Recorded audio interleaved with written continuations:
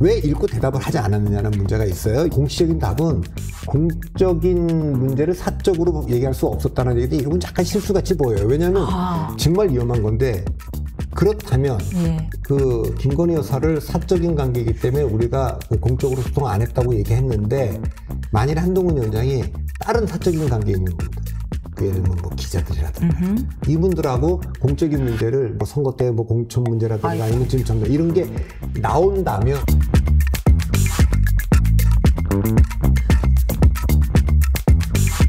제가 궁금한 부분은 뭐냐면요. 이 문자를 공개한 측은 정말 그들 중 누군지 모르겠으나 무엇을 말하고 싶은가에 대해서 궁금해요. 첫 번째는 먼저 총선 패배의 책임이 한동훈 대표의 일십에 있다고 보는 것이냐.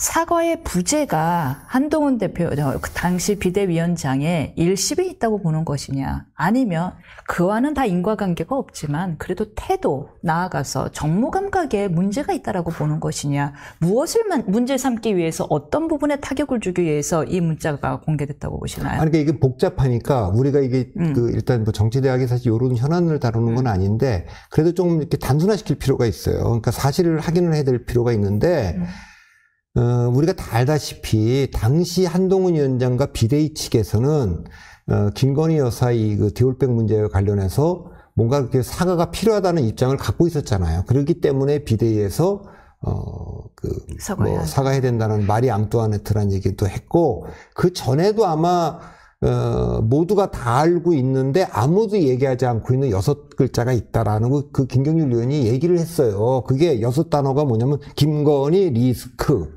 이걸 얘기 안 했다. 그러니까 그러면 그게 김경률이라고 하는 비대위원 혼자 개인의 생각이었겠어요? 그 대체적으로 그 비대위에서는 공유되고 있는 거 아니냐 이제 이런 의심이 있는 거기 때문에 그래서 대체적인 얘기는 우리가 알고 있는 거는 한동훈 비대위 측에서는 대통령이나 대통령실에서 뭔가 입장 표명이 있어야 된다는 얘기를 꾸준히 했다. 그 전부터 이미 해왔다. 요건 팩트. 네, 자, 그런데 그 동안에는 대통령실에서 또 김건희 여사 측에서 사과를 안 하려고 했다.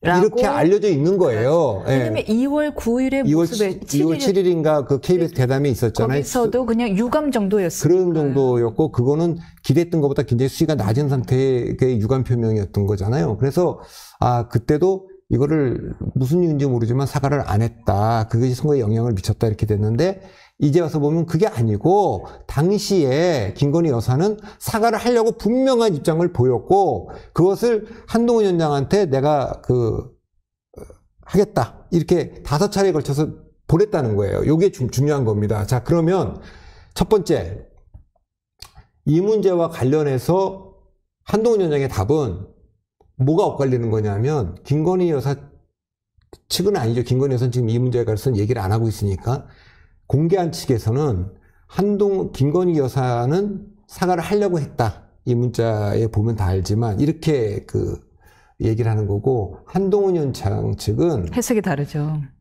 사과를 하기가 어렵다는 뜻이었다. 이렇게 얘기를 했어요. 그래서 지난주 토요일 날 제가 한동훈 위원장하고 방송을 했어요. 네. SBS 스토리그에서 방송을 해서 이 문제를 물어봤어요. 제가. 뭐라고 얘기를 했냐 하면 첫 번째 그 사과할 의사가 있었다는 김건희 여사 측과 사과하기가 어렵다는 한동훈 위원장의 그 해석이 엇갈리는데 혹시 그것은 김건희 여사는 사과하려고 보내온 것이 맞는데 이 공적인 통로 이 공적인 소통 창로가 따로 있다고 얘기를 했어요. 대통령실에 누군가.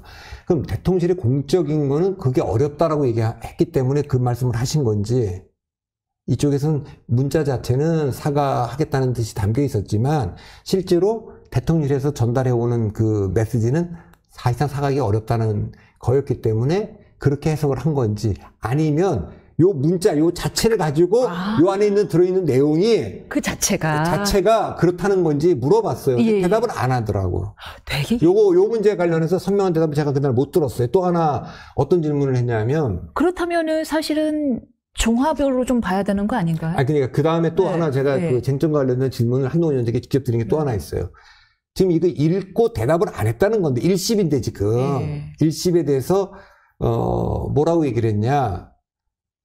지금 공식적인 답변은 공적인 정무적 판단을 사적인 관계로 풀 수 없기 때문에 대답 안 했다는 거예요. 다시 말하면 이 문제는 공적으로 발생해 있는 문제인데 당이나 비대위 입장에서는 대통령실과 공적으로 풀고 있는데 김건희 여사와 자기 관계 사적 관계이기 때문에 그 대답을 하지 않았다 이거거든요. 그래서 진짜 모든 문제를 공적 사적으로 구분해서 푸는 그 한동훈 위원장의 스타일 때문에 대답을 안 한 거냐 아니면 그런 거는 아닌데 당시에 좀 대통령실과 좀 약간 껄끄럽고 긴장 관계가 있어서 제가 답하기가 조금 그런 상태였다. 그래서 안 한 거냐. 요것도 물어봤는데 요것도 정확한 대답은 제가 못 들었어요. 그러니까 우리가 이 전체적인 맥락상에서 이걸 봐야 되기 때문에 봐야 될 것 같은데 그러니까 이제 그 원희룡 후보 측에서 얘기를 한 거예요. 아니 또 이거 가운데 끼어들어온 진중근 교수 해석이 또 재밌어요. 진중근 교수는 전체적으로 한동훈 후보의 말이 맞다라고 얘기를 했어요. 근데 그 올린 페이스북 내용에 보면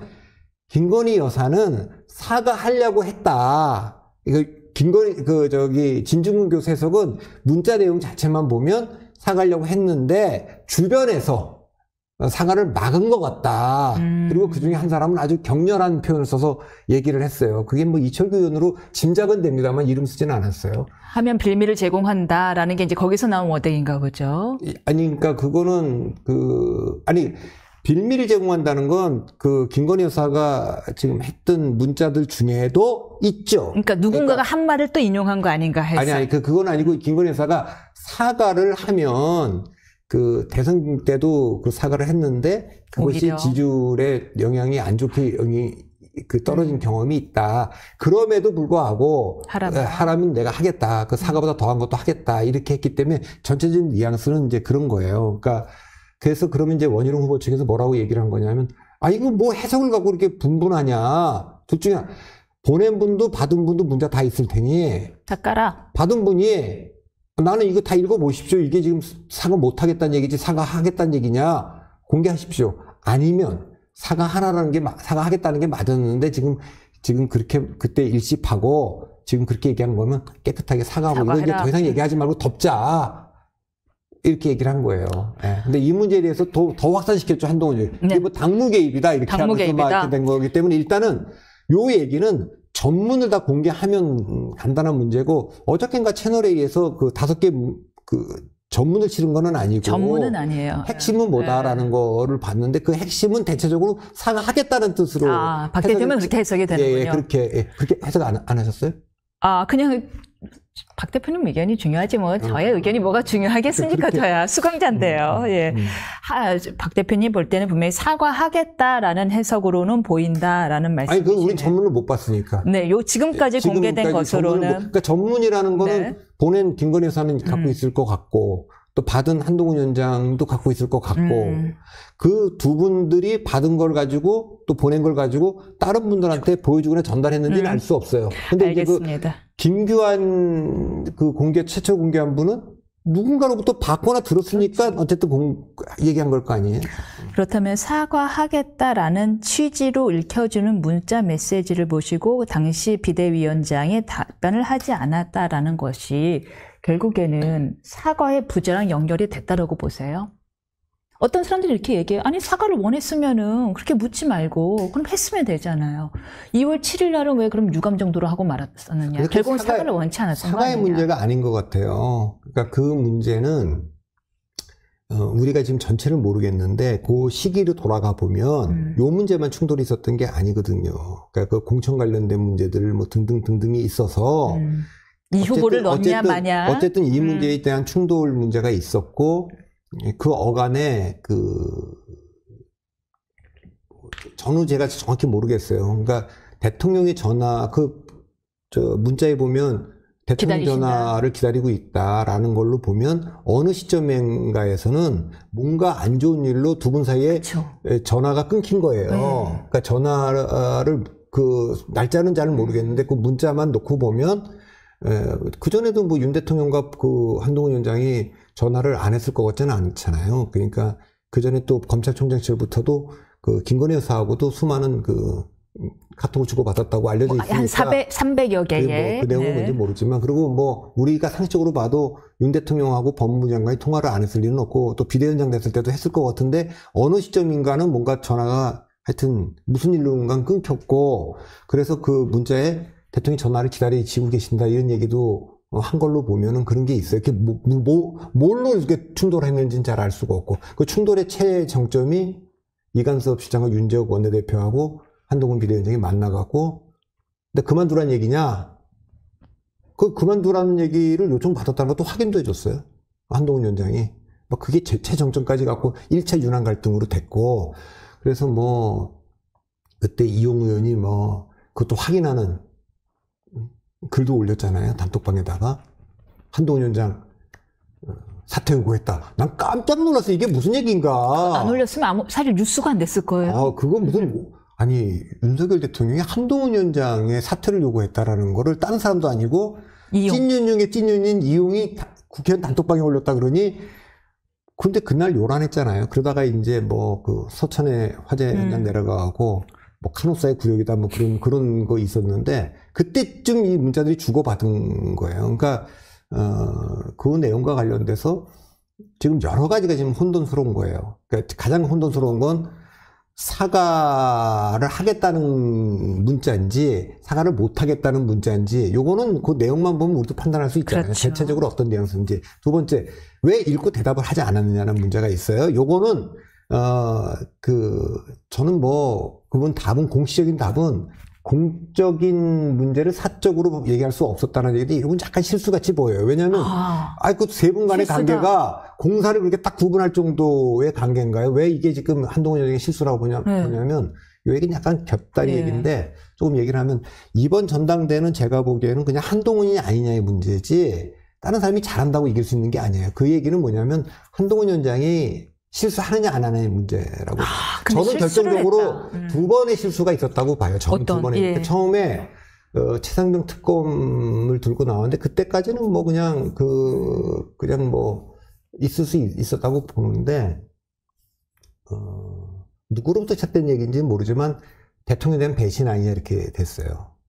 배신이라는 단어가 나왔는데 이 질문에 이게 대통령에 대한 배신이라는 얘기에 대한 답을 뭐라고 얘기를 했냐면 제가 배신하지 않아야 될 대상은 대한민국과 국민이다 이렇게 얘기를 했어요. 이거 마치 옛날에 윤석열 그 검사가 난 사람에게 충성하지 않습니다 이 얘기하고 비슷한 거잖아요. 그런 거를 노렸던 것 같아요. 그 효과를. 어쨌든 만일에 그러니까 뭐가 증폭됐냐면은 말은 그럴듯한데 야 이거 대통령하고 관계는 끝났구나. 오히려 대통령은 배신도 할 수 있다는 거구나. 뒤집으면. 그 얘기는 제가 그래서 방송에서 그래서 가로 안에 한동훈 위원장이 하고 싶었던 말 중에 생략된 게 하나 있다. 가로 안에 국민을 배신한 게 정권교체 지지자를 배신한 게 대통령 아니냐. 내가 대통령을 배신한 게 아니라 그 국민을 배신한 게 대통령 아니냐. 그러니까 나는 그 국민들을 배신하지 않겠다. 이렇게 돼 있는 거기 때문에 적어도 대통령과의 관계는 야 이거 건널 수 없구나. 이런 느낌. 저 같으면 이렇게 얘기할 수 있었을 것 같아요. 저만큼 대통령 잘하는 사람이 대한민국에 없습니다. 또 대통령만큼 저를 아는 사람도 없다. 우리가 항상 이견이 있는 게 아니고 충돌도 있고 더한 충돌도 있었지만 서로 너무 잘한다. 걱정하지 않으셔도 된다. 우리가 항상 이런 식으로 화해하고 싸우고 20년 이렇게 해왔다. 해왔다. 그러니까 그 걱정 안 하셔도 된다. 그렇게 했다면 그렇지 두 사람은 서로 잘 알지. 지금은 잠시 요원하지라도 그리고 이런 일이 처음도 아니고 검사실 때도 그렇죠. 막 충돌도 있다가 당연히 이랬다. 뭐 야 이 새끼야 뭐 하면서 막 화도 내고 그랬겠죠. 그렇게 했을 것 같은데 조금 이게 그 교과서적인 답을 했어요. 두 번째 실수는 제가 보기 이번에 요 문제 문자 관련돼서 그 전에도 대통령에 대해서 공적 관계와 사적 관계라는 표현 한번 써서 좀 의아하다고 그랬는데 이번에도 사적인 관계다. 그래서 공적인 문제를 의논하기 어렵다 이렇게 얘기를 했는데 어떤 게 좀 어렵다고 보냐면 국민 대다수는 세 분의 관계는 그런 걸 의논해서 될 만큼의 긴밀한 관계로 알고 있잖아요. 인간적으로. 그리고 여사를 사적인 그러니까 그렇기 때문에 그러니까 그렇게 다 알고 있는 게 하나 있고 그렇죠. 두 번째는 정말 위험한 건데 그렇다면 그 김건희 여사를 사적인 관계이기 때문에 우리가 공적으로 소통 안 했다고 얘기했는데 만일 한동훈 위원장이 다른 사적인 관계에 있는 분들 그 예를 들면 뭐 기자들이라든가 아니면 뭐 다른 분들 이분들하고 공적인 문제를 뭐 선거 때 뭐 공천 문제라든가 아니면 지금 전달 이런 게 나온다면 그러면은 뭐라고 되겠어요, 사람들이? 죄다 부메랑이 되겠네요. 그게 이제 아니 당신 그러면 대통령 부인한테도 일집한 거는 이건 공적인 게 아니어서 안 했다고 얘기하는 건데 공사를 명확히 구분하기 위해서 한 건데 이건 다 뭐냐라고 얘기할 때 뭐라고 대답하겠냐. 저는 그런 측면이 좀 있다고는 봐요. 이후에 후폭풍이 뭐가 올지를 모르는데 조금 다소 약간 실수의 답변을 하셨다. 굉장히 사실은 저는 잘 모르겠는데 그전에도 이런 얘기는 많이 들렸어요. 그러니까 한동훈 위원장이 도대체 누구랑 의논하고 누구의 자문을 받느냐라는 얘기들이 많았는데 그때도 많은 사람들이 원래 검사 시절부터도 기자들하고는 굉장히 소통을, 사실 채널A 사건의 이동재 기자하고도 사실 만나서 대화는 한 거잖아요. 이제 그 와중에 이제 이게 나오기 때문에 그래서 그런 것들에 대한 리스크가 있는 답을 했죠. 처음에 이제 배신한 단어도 당원들이 봤을 땐, 이거를 이거 진짜 이거 끝났구나, 다 대통령과 이걸 확인시켜 준 거고, 이번에는, 아니, 이거는 정말 이런 식으로 대답할 수 있나? 인간적으로는? 그러니까 무슨 얘기냐면 제가 받은 느낌은 우리가 사람의 마음을 얻는 게 정치적 게임인데 정치 게임에서 아리스토텔레스 설득 3요소를 보면 에토스, 로고스, 파토스가 나오는데 에토스는 지금까지는 한동훈 위원장의 에토스가 더 있잖아요. 에토스라는 건 메신저거든요. 신뢰할 수 있는 메신저를 말하는 거예요. 원래 우리가 에토스라는 게 윤리 이런 거를 얘기하는데 거기서 나온 단어잖아요. 근데 그 에토스는 그러니까 신뢰할 수 있는 메신저의 신뢰성에 관한 문제예요. 그러니까 김건희 여사보다 한동훈 위원장의 더 신뢰할 만하다라는 메신저에서 에토스는 있죠. 로고스, 이거는 이성적, 믿을 수 있는 논리에 관한 문제예요. 이것도 한동훈 위원장은 굉장히 논리적이죠. 공과 사를 구분하고 난 공적인 거. 이게 문제는 어디냐면 파토스예요. 이게 감성적인 얘기거든요. 감성적인 얘기인데 그 문자를 딱 보면 굉장히 로고스로 대답한 거는 이실 다리는 건 한동훈 위원장이고 김건희 여사는 보통 사람들이 인간적인 거죠. 제가 저 때문에 이거 죄송하고 제가 더 하라는 거 지키는데 다 하겠다. 이런 것이 인간적으로. 그러니까 저는 한동훈 위원장이 이 문제를 얘기할 때 저하고 김건희 여사하고 관계는 세상이 다 아는데 제가 그때 조금 이런 관계 때문에 답을 못한 거는 지금 와서 보니까 인간적으로 좀 죄송하고 그때도 그런 생각이 있었는데 그런 거다라든지 그게 이제 보통 사람들 사는 그렇게 말했으면 좀 더 도움이 됐을 거예요. 그러니까 그게 이제 본인 스타일에 안 맞을지 몰라도 그게 사람 사는 사람들의 보통의 그냥 얘기들이잖아요. 그렇죠. 그게. 공감을 끌어내는 공감이라는 어떻게 답변할지 저희가 좀 어려워서 당시 상황에서 어렵고 그래서 조금 답변하는 시기를 놓친 감이 있습니다. 그러니까 그거는 앞으로는 그 얘기 어디서 나올 텐데 토론에서도 그 질문도 있고 계속 나오겠죠 이제. 그런데 이 문제는 그래서 저는 정리해서 말씀드리면 전체적으로 한동훈이냐 아니냐, 한동훈은 대세고 어대안은 없다 그러지만 어차피 대표는 한동훈이다 이런 표현에서 대표는 한동훈이다 확정적으로 얘기할 수 있을지는 몰라도 없을지는 몰라도 대세는 한동훈이다. 대자가 대표가 대세가 됐어요. 분명한데 이게 결선에서 1차에서 끝내느냐 결선을 가느냐 이 문제가 남은 거 아니에요? 영향을 줄 거라고 보세요. 그건 좀 봐야 될 것 같아요. 첫 번째는 이제 최상병 특검 문제가 어떻게 영향을 미치느냐. 1차 라운드에서는 제가 두 가지를 봐야 된다 그랬어요. 최상병 특검이 어떻게 다운들에게 영향을 미치느냐. 두 번째는 누가 2등으로 대항마로 원희룡이냐 나경원이냐 이렇게 했는데 이제 와서 보면 2등은 확실히 원희룡 쪽이 또 센 것 같아요. 모든 조사를 보면. 그러니까 결선 투표를 간다 그러면 한동훈과 원희룡이 갈 가능성이 좀 더 크죠. 아직까지 나경원 의원이 완전히 끝난 건 아니지만 승부를 계속 해보겠지만 그런 상황이고 지금이 이제 2라운드 들어와서는 이제 요 문자 논란이 당원들에게 어떤 영향을 미치고 민심에 어떤 영향을 미치느냐 요건 조사 결과를 좀 봐야 될 것 같아요. 아직까지 안 나왔거든요. 네. 요것이 어떻게 예측하세요? 결선 투표를 가느냐 못 가느냐인데 제가 이제 그때 여기서 얘기했나 딴 데서 얘기했나 그런데 이런 얘기를 했어요. 결선 투표제가 있는 선거가 있잖아요. 지금 금융노조라든가 이런 선거 다 결선 투표제가 있거든요. 결선 투표는 50%를 못 넘으면 가게 돼 있는데 1차에서 50을 못 넘더라도 1등이 43%를 넘어가면 경험적으로 잘 안 뒤집어져요. 네, 4-3. 제가 여기서 했는지 모르겠어요. 요번에 혹시 이란 대통령 선거 보셨는지 모르겠어요. 이란 대통령 선거가 3명이 나왔거든요. 그리고 거기 개혁파가 있는데 이분이 1등을 했어요. 43%로. 4-3.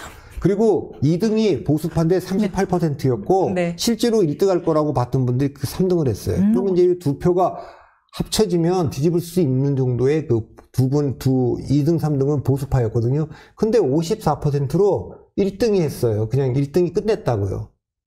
10% 차이로 더 벌어졌어요. 왜 그러냐면 1차 투표 때보다 투표율이 더 올라갔어요. 그 얘기는 2차 투표 때 투표 안 했던 사람들이 뭐 예를 들면 젊은 사람들, 개혁파들이겠죠. 이 사람들이 투표행위 대거 나온 거예요. 야, 이거 되겠다. 이러니까.